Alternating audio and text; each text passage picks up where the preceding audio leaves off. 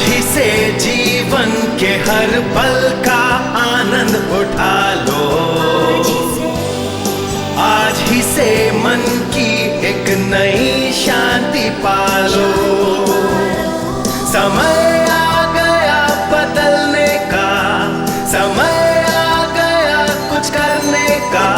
अब उठा लो आनंद प्रतिदिन के जीवन का। आगामी कुछ वर्षों के लिए हमने लोगों को जीवन में आनंदित रहने का तरीका सिखाने का फैसला किया, जिसे देने के लिए यीशु मरा।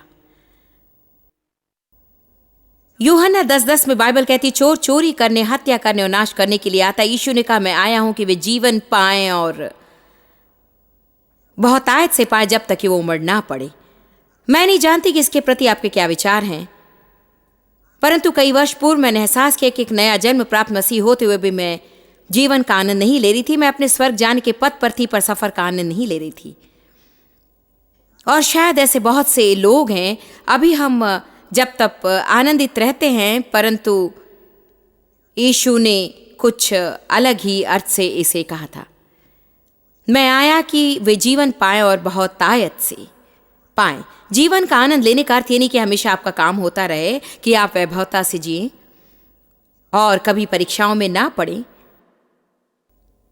ये सब तो आपकी परिस्थितियों पर निर्भर करता है। हम इससे भी गहरे विषय के बारे में कह रहे हैं। अपने जीवन के हर एक दिन का आनंद लेने के विषय में बहुत सी भिन्न भिन्न विचार रहते हैं, पर यकीनन उनमें से एक है, यदि हम अपने अतीत में अटके रहेंगे तो वर्तमान का आनंद नहीं ले सकेंगे।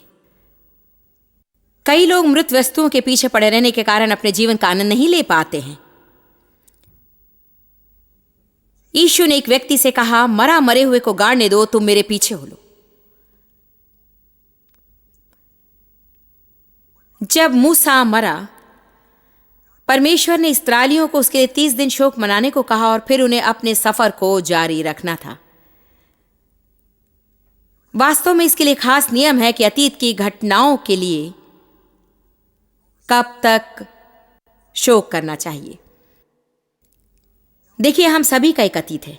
यहां पर ऐसा कोई नहीं जिसका कोई अतीत ना हो। अधिकांश के अतीत में ऐसी घटनाएं घटी है जिनके बारे में हम बातें तक नहीं करना चाहते, लेकिन शुभ संदेश यह है कि हम सभी का एक भविष्य भी है। मैं आपको एहसास दिलाना चाहती हूं कि चाहे आपका अतीत जैसा भी रहा हो, जरूरी नहीं कि आपका भविष्य अमंगलमय रहे।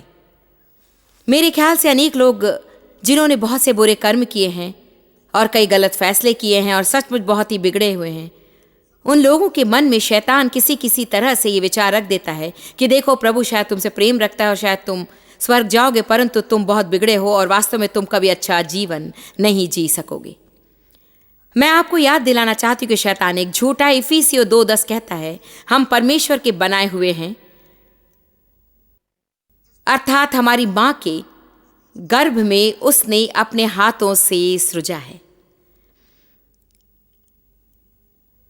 एम्प्लीफाइड बाइबल में कहा गया है कि मसीह यीशु में पुनः सृजे गए, अर्थात यदि पुनः सृजन कहें तो फिर अर्थ यही है कि पहले से सृजे गए और फिर बिगड़े हुए, नहीं तो पुनः सृजे जाने की जरूरत नहीं रहेगी, है ना।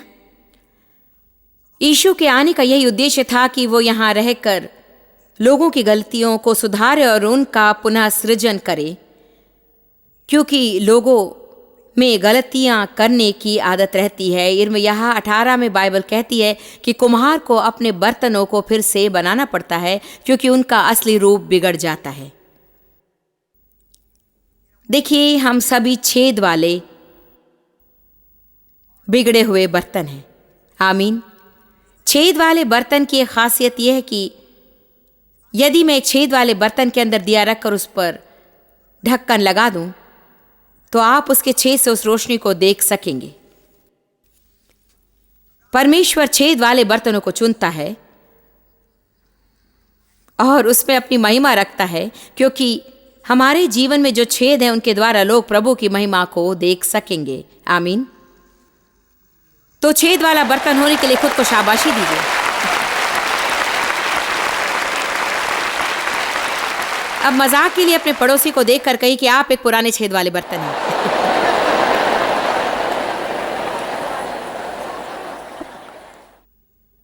हम अपनी कमजोरियों के प्रति गंभीर हो जाते हैं, अपनी कमजोरियों को छिपाना चाहते हैं और हमेशा अपनी पूर्णता से दूसरों को आकर्षित करना चाहते हैं।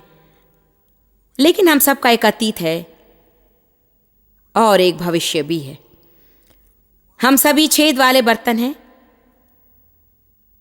परंतु प्रभु हमारे अंदर आकर वास करना चाहता है और हमारे द्वारा खुद की महिमा प्रकाशित करना चाहता है। उसने प्रेरित पौलुस से कहा, तुम्हारी कमजोरियों में मेरी ताकत पूर्ण रहेगी। जानते हैं, यदि आप अपनी कमजोरियों के प्रति गंभीर होना छोड़ देंगे तो आपका जीवन कितना अद्भुत और कितना आनंदमय होगा। इसका यह अर्थ नहीं कि हमें बदलने की इच्छा नहीं रखनी चाहिए। इसका यह अर्थ नहीं कि कुछ विषयों पर जय पाने के लिए हमें पवित्र आत्मा के साथ मिलकर प्रभु के अनुग्रह से कार्य नहीं करना चाहिए। पर जानते हैं, मैंने क्या पता लगाया, चाहे मैं जितनी बातों पर जय पालूं, फिर भी तुरही बजने पर जब यीशु लौट आएगा तब भी मुझ में बहुत कुछ करने को बाकी रहेगा। मेरे ख्याल से हमें प्रभु के संग कार्य करके उसे अवसर देना चाहिए कि वो हमें महिमा से महिमा में ले चले और हमें कभी निराश नहीं होना चाहिए, क्योंकि प्रभु हमारी कमजोरी के जरिए भी कार्य करेगा। परमेश्वर जिन लोगों को चुनता है उसका कारण क्या है? कि आपने ध्यान दिया कि परमेश्वर हमेशा कई सिद्ध लोगों को नहीं चुनता है। यदि आप मेरी बातों का विश्वास नहीं करते तो यहां से जाने से पहले आप जान लेंगे। मसीह यीशु में उन भले कामों के लिए सृजे गए हैं। इफिसियों 2:10, उन भले कामों को करने के लिए। सभी कहिए, उन भले कामों को करने के लिए। देखिए, आपका भविष्य यही है कि परमेश्वर ने हमारे लिए भले काम करने की योजना बनाई है। आपका एक भविष्य है और आपको उसमें भले कार्य करने हैं, है ना?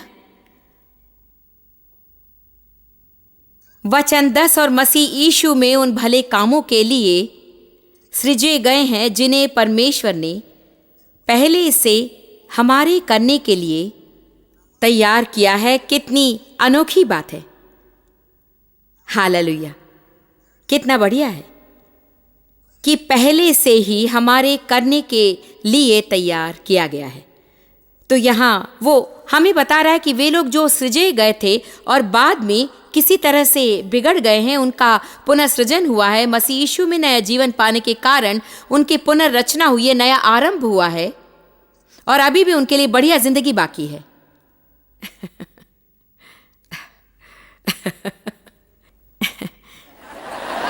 हा शैतान, अभी भी हमारे आगे उत्तम भविष्य तैयार है।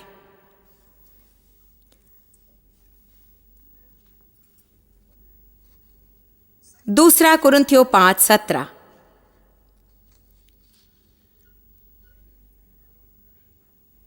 आपको लगता है कि यदि अगले दिन सुबह कुछ भलाई होने की आशा रहे तो सुबह उठने का कोई महत्व होगा। मेरे प्रभु के साथ संबंध स्थापित करने के विषय में मुझे यही बात भाती है कि मैं आशा रख सकती हूं। हर दिन सब कुछ मेरी इच्छा अनुसार नहीं होता, फिर भी प्रभु की स्तुति हो, मैं आशा कर सकती हूं कि उस दिन कुछ तो भलाई अवश्य होगी। दूसरा कुरिन्थियों 5:17 कहता है, यदि कोई व्यक्ति मसीह में है, वाह वाह, तो वो नई सृष्टि है। एम्प्लीफाइड बाइबल कहती है पूर्ण रूप से नई सृष्टि है।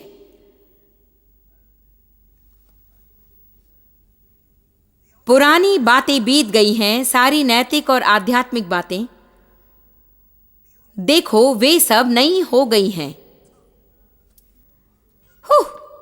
मैं एक नई सृष्टि हूं।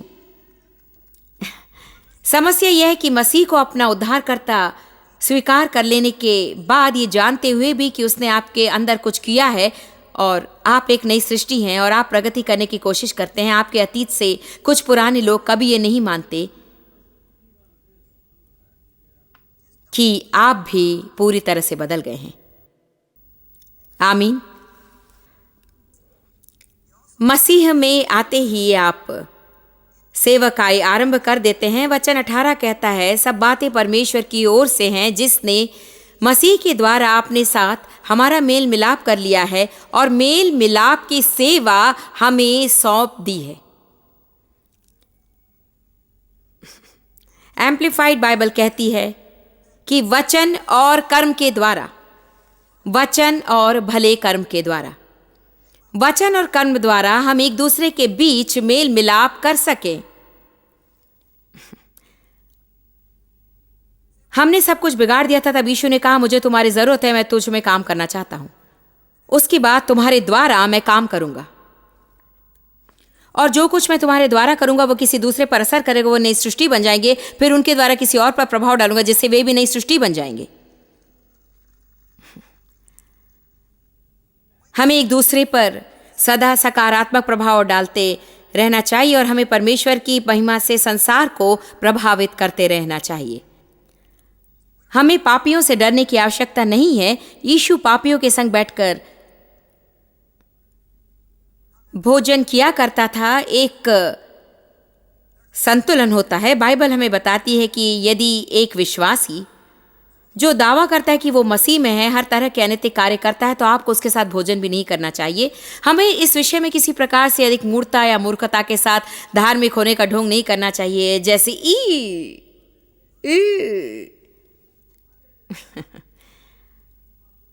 आप पाप के साथ समझौता करके पापी जैसे मत बनिए, परंतु ये सोचकर डरे हुए मत रहे कि कोई आपको हानि पहुंचाएगा, बल्कि विचार रखिए कि मैं दूसरों को प्रभावित करूंगी। मैं आपके इर्द गिर्द रहकर रोशन करने जा रही हूं। मेरे छेदों में से प्रकाश चमकेगा। आमीन।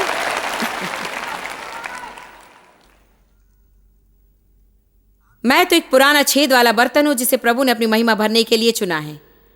मेरा एक अतीत है, परंतु धन्यवाद प्रभु मेरा एक भविष्य भी है, और मैं स्वर्ग जाऊंगी और अपने साथ अधिक से अधिक लोगों को ले चलूंगी। आमीन।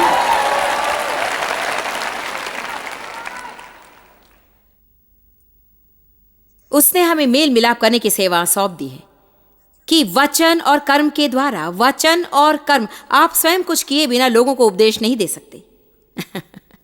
इसके कारण वास्तव में भलाई की अपेक्षा दिखानी होती है। वचन और कर्म से, हालेलुया, हम एक दूसरे के बीच मेल मिलाप कर सकें। वचन 19, अर्थात परमेश्वर ने मसीह में होकर मेल मिलाप का वचन हमें सौंप दिया। देखिए, परमेश्वर मसीह में आया और अब मसीह यीशु हमारे अंदर वास करने आता है। परमेश्वर मसीह के अंदर रहकर कार्य करने लगा, जिसके फलस्वरूप परमेश्वर के साथ हमारा मेल मिलाप हुआ, और अब मसीह जो हमारे अंदर है वो हमारे द्वारा दूसरों का परमेश्वर के साथ मेल मिलाप करके संबंध स्थापित कर सकता है। कितना अद्भुत है ना। यदि कभी आपने सोचा है कि मेरा भी कोई उद्देश्य है, तो आज मैं आपसे कहती हूं, आपका एक उद्देश्य है, आपकी एक सेवकाई है, आपका एक बुलावा है, आपका एक अभिषेक है, आपके यहां रहने की एक वजह है। आप मसीह यीशु में फिर से सृजे गए हैं, नया जन्म पाया, तीर से निकाले जा चुके हैं, और आपको एक नया भविष्य दिया गया है। अपने आप पर जय पाइए, यह आपके बारे में नहीं है।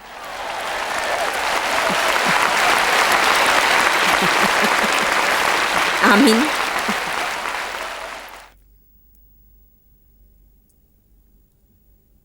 वचन 20 को देखिए, वाह कितना अच्छा वचन है। इसीलिए हम मसीह के राजदूत हैं। मानो परमेश्वर हमारे द्वारा मनुष्य जाति को समझा रहा है, हम प्रभु के प्रतिनिधि हैं। हम तुमसे मसीह की ओर से निवेदन करते हैं कि परमेश्वर के साथ मेल मिलाप कर लो। इसलिए हमें सही ढंग से बातें और काम करना चाहिए और उचित व्यवहार करना चाहिए, तथा बम्पर स्टिकर, जीसस पिन आदि लगाकर पाखंडी जीवन और निष्फल जीवन नहीं जीना चाहिए। हम लोगों को एहसास दिलाना चाहते हैं कि यह वास्तविक बात है। बाइबल कहती कि हम नई सृष्टि हैं, पुरानी बातें बीत गई और वे सभी नई हो गई हैं। इसका यह अर्थ होना जरूरी नहीं है कि हमारे जीवन में सब कुछ अपने आप बदल जाएगा, परंतु इसका अर्थ यह है कि जो भी भले कार्य प्रभु ने आपके लिए तय कर रखा है वो आपके लिए संभव हो जाता है। ये सकारात्मक बात है। ये आपके लिए संभव हो जाने का तात्पर्य ये है कि परमेश्वर की अनुग्रह के संग आपको कार्य करना है। प्रेरित पौलुस ने कहा, मैंने परमेश्वर के अनुग्रह को व्यर्थ में नहीं लिया। अनुग्रह क्या है? अनुग्रह पवित्र आत्मा की वो सामर्थ्य है जो हमारे अंदर आकर हमारे द्वारा ऐसे कामों को आसानी से पूरा कर देता है जो अन्य कोई अपने प्रयास से नहीं कर सकता। क्या मैं इसे दोहराऊं? कोशिश करती हूं। अनुग्रह पवित्र आत्मा की सामर्थ्य है जो हमारे अंदर आकर बिना किसी मूल्य के हमारे द्वारा आसानी से काम पूरा कर लेता है जो अन्य कोई अपने प्रयास से नहीं कर सकता है। इसे और भी सरल शब्दों में अगर कहें तो जो कुछ मनुष्य के लिए असंभव है वो परमेश्वर के लिए संभव है।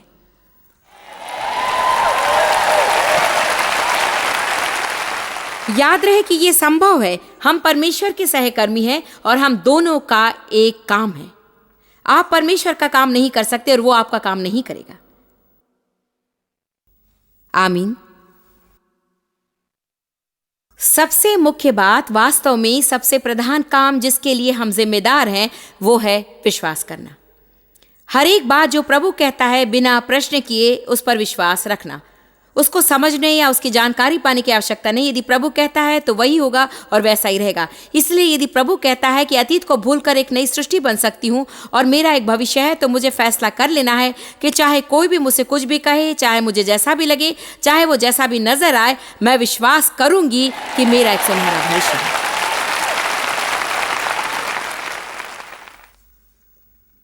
और मुझे इतना अधिक विश्वास है कि मैं प्रभु की बातों से सहमत होकर उसके द्वारा कही गई बातें ही अपने मुंह से कहूंगी। मैं चाहती हूं कि आप सभी कहें, मेरा भविष्य उज्जवल है। मैं इन आंखों से उसे देख नहीं सकती।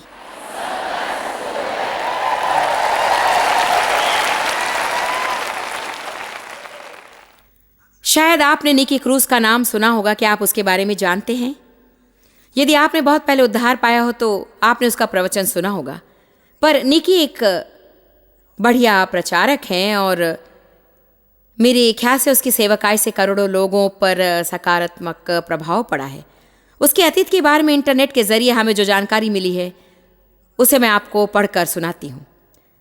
3.5 साल की उम्र में निकी का हृदय पत्थर में बदल गया। जादू टोना करने वाले माता पिता को पैदा हुए 18 बच्चों में से वो भी एक था। उसके जीवन में खून बहाना और मारकाट करके अंगभंग करना बहुत ही सामान्य घटना थी। एक बार आत्म तल्लीनता की स्थिति में रहते हुए उसकी मां ने उसे शैतान का पुत्र घोषित किया और वो शारीरिक और मानसिक वेदना से गुजरा। जब वो 15 साल का था, उसके पिता ने उसे न्यूयॉर्क में उसके बड़े भाई से मिलने को भेजा। निकी अपने भाई के साथ अधिक दिन नहीं रहा, बल्कि क्रोध और रोष के कारण उसने अपना मार्ग खुद तय किया। इसके कारण 15 साल में वो न्यूयॉर्क की गलियों में छोड़ दिया गया। अकेला रहकर उसने 16 साल की उम्र में सड़कों के बदमाश गुंडों से नाता जोड़ा। मैं उन बदमाशों के दल का नाम कहना नहीं चाहती, परंतु 6 महीने के अंदर अंदर वो उनका नेता बन गया। निर्भयता से उसे सड़कों पर राज्य करना आरंभ किया और पुलिस व फौज को वो सदा डराता रहा।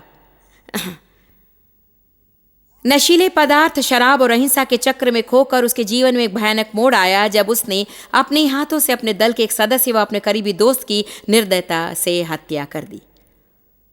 और उस जगह पर कहा गया है, लेकिन निकी को वो क्षमा, प्रेम और नया जीवन प्राप्त हुआ जो सिर्फ यीशु ही दे सकता था। तब से उसने अपना जीवन लोगों की सेवा में उन्हें उद्धार दिलाने में अर्पित कर दिया। क्या आप इसके प्रति कृतज्ञ नहीं है जो बाइबल कहती है, परंतु परमेश्वर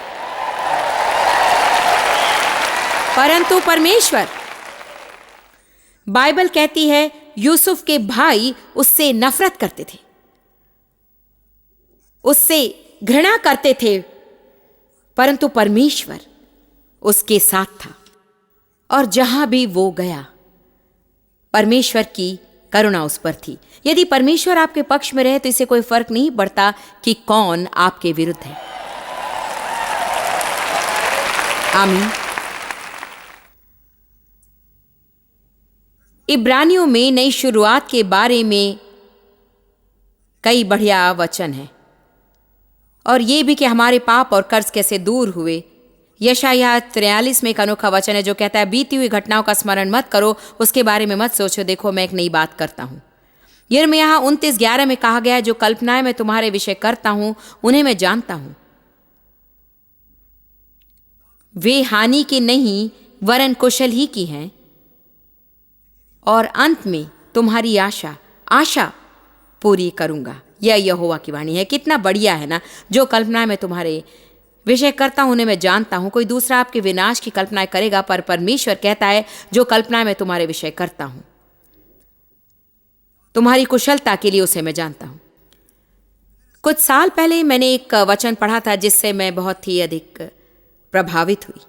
जकरयाह 9:12, हे आशा धरे हुए बंधियों, गढ़ की ओर फिरो, मैं आज ही बताता हूं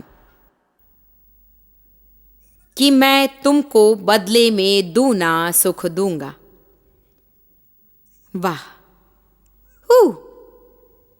आशा धरे बंधी, अर्थात मैं आशा के साथ जेल में हूं। चाहे मैं जो भी करूं, मैं नकारात्मक होकर आशा नहीं खो सकती। चाहे जो कुछ भी हो, मैं अपना विश्वास छोड़ नहीं सकती हूं। मैं ये विश्वास किए बिना नहीं रह सकती कि मेरे लिए कुछ अच्छा होने वाला है। मैं ये माने बिना नहीं रह सकती कि परमेश्वर मेरा पलटा लेने वाला है और वो मेरे शत्रुओं से निपटेगा। आमीन। मैं चाहती हूं कि आज आप सभी आशा धरे बंधी बनकर यहां से लौटें।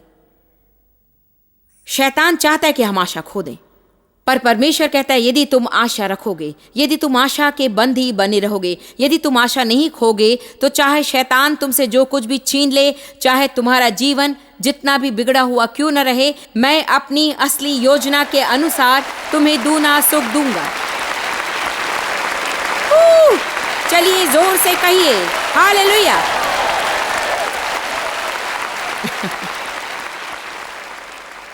बाइबल में सिर्फ एक ही जगह पर ऐसा नहीं कहा गया है, लगभग 4 या 5 जगहों पर बाइबल में इस बारे में कहा गया है, दूना आशीष जिसे शैतान चुराना चाहता है।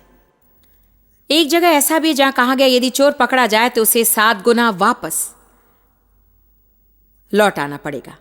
मैंने अपने जीवन में इसे देखा है। मंगदलिनी मरियम का एक अतीत था। मंगदलीन उसका नाम नहीं बल्कि उसका निवास स्थान था, और वो कोई बड़ा शहर नहीं था। ये ऐसा था कि जैसे फेंटन से जॉयस।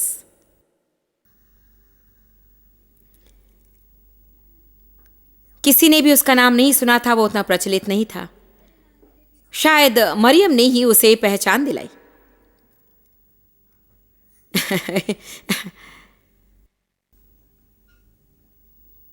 यीशु नाजरेत से था। उन्होंने कहा, क्या नाजरेत से कोई शुभ कार्य हो सकता है? यह बड़ी रोचक बात है कि परमेश्वर हमेशा श्रेष्ठ स्थानों से उत्तम अतीत वाले सुप्रसिद्ध लोगों को ही नहीं बल्कि बिगड़े बेकार लोगों को भी चुनता है।